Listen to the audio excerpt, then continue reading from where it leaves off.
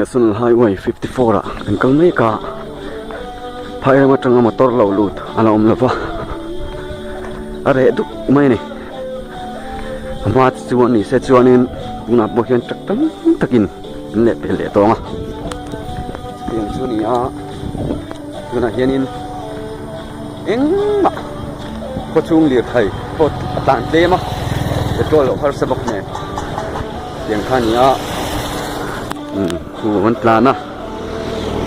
chen katte kan buai noi ni hei National Highway 54 ni a motor reng kal omlova hi pang la reng top lampang lei tan thlang lampang khani a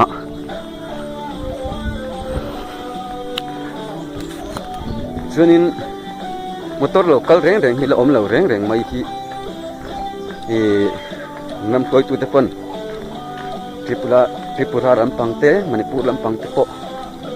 ando tan mek ni in khia tani a helam pangkong hi chu un rei lo te chu ngemo eng tik thleng nge kan hui thon thiang hi ni a sam lampang hian min dang chep chat ne em mani chuwangin tuni ramri buai ni lawa asam buai asam in minon ti buai ni a ramri buai a hian kan nga yang ti thawma ramri buai wang poni lawa asam sual tukin min ron ti buai ani pera puwana pon special report a po aron ti to angkhanin kakapom na omviu ni tuna hian ramri buai na ni lawa asam ne na asamina sam sual kan tuar ini tu berome